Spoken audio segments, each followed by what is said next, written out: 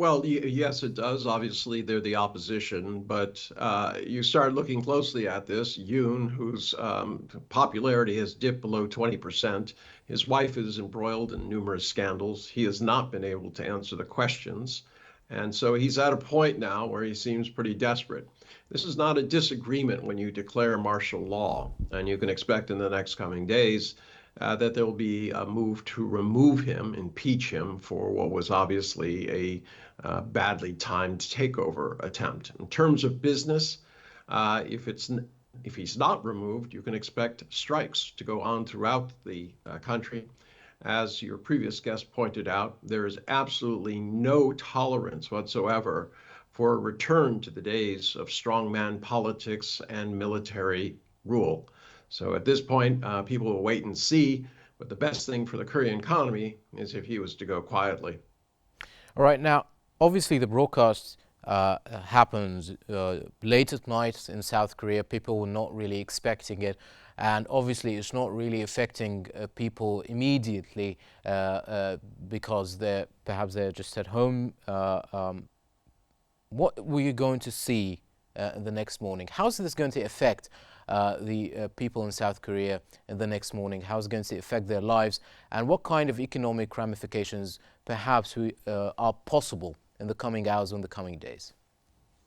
Well, there's going to be a call for investigation. As I said, and as your previous commentators has pointed out, the Korean people do not want a return to the days of Syngman Rhee. They rejected that. They put together a constitution that prohibits that allows the legislature to, in essence, say, no, we don't agree. His own party has said that what he's done is wrong. So at this point, it's a question of whether he goes and when. And given that both parties are now against him, he's alone and has no standing. So tomorrow you can expect outrage that he was trying to do this in the dead of night, in essence, to take over the legislature and prevent any action by them, by preventing them from getting into the House. They forestalled that. So there's going to be investigations. The question is, how deep does it go and how quickly does it go on? How would the international community, including the United States and other major economies, perhaps respond to what's happening right now in South Korea, given that there are many allies to South Korea, and also given that the president has mentioned that he's facing pro-North Korean anti-state forces? Well, that's as both his party and the other party, opposition party, have pointed out, that's nonsense. There's no imminent threat from North Korea. He's not talking about that. He's saying that there's within the country.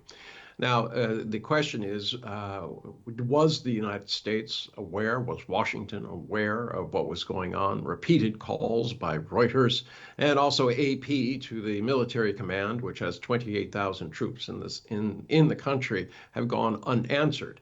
Meanwhile, the Biden White House says that they're in contact with him, but are not specifying what, saying vaguely that they expect a peaceful resolution.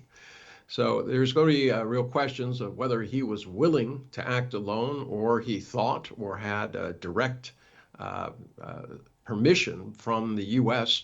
to go ahead with this move. Remember, Yoon has been, as was put by one of the most conservative think tanks, the dream partner for Biden. He's agreed to almost everything that Biden has asked for in terms of military alliances against China, against North Korea, expanding the Indo-Pacific. So it's a real question of how close they were on this subject. But do you think there's going to implode more regional challenges given the already internal and regional challenges in the region for South Korea? Well, it's not just South Korea and it's not just the region. You look around globally. Every time somebody thinks they're going to lose, they start planting the seeds that the election was illegitimate, that the opposition somehow gerrymandered or fraudulently turned the election in their favor. This is undermining democracy everywhere. The idea that you can push people to vote for you through fear has consequences. It polarizes societies. And as a result, there's a fear and suspicion that the other side is somehow cheating. You've seen that in America. You've seen it South America, Africa.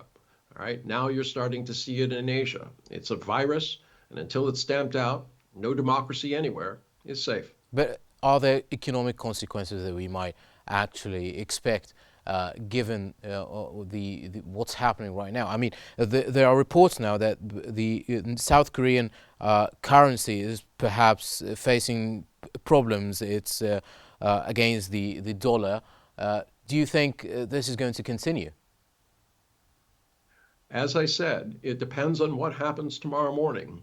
If Yoon steps down, which is the right thing for him to do at this point, I think it will recover. The democracy will be seen, and at least in South Korea, as in steady hands. There will be some Sturm und Drang in terms of what happens next in terms of the politics, but there has to be some sort of orderly transition. If he tries to hold on and maintain that he was just doing this for the good of the country and refuses to step down, I would imagine that there will be strikes, a lot of political, perhaps an impeachment, whatever is necessary to try to get him removed. Obviously, there will probably be a criminal case at some point. If he wants to avoid that, he can, but if he continues, as I said, it'll be worse for him But and legally worse for the speaking, economy. legally speaking, he's been trying to act within his rights. I mean, yes, declaring martial law, He has no rights. No, he has no rights hang to on, no, do hang on. martial The law. parliament here has declared that the declaration of martial law is illegal, and perhaps he would sign this declaration of the parliament, or this decision by the parliament, and though he would still be within the legal discourse of the constitution. When both parties have agreed on that, he would face a situation where both parties would come together and try to remove him. As I keep pointing out to you, despite you saying that this is legal, I'm a lawyer. I understand constitutional law. I'm not familiar with Korean constitutional law, but I can tell you when the vast majority of the people do not stand behind this gentleman, who is less than 20% in terms of his popularity, who has many, many baggages in terms of criminal activities involving his wife or allegations thereof, it is not foreseeable that the armed forces or the police will stand behind him. He is isolated. The question is, when does he go? Okay, and when this happens, or if it happens, what do you think is going to be the choices for his party? I mean, what kind of political steps should they be taking if what you mentioned would happen? I used to run elections in the United States. I can tell you the only way that they can survive is to separate themselves from him and to claim that they stood against their own party member when he tried to do something that they did not approve of and they thought was against the Koreans' interest. It's the only way they can emerge as a party that had some sort of backbone and virtue. This is something that would be admired in Korea. I don't know that it will get them back in power. The elections will be off for quite a while until they are started again. So it's just been a 2-year election now. We'd have to wait and see what the succession process would be.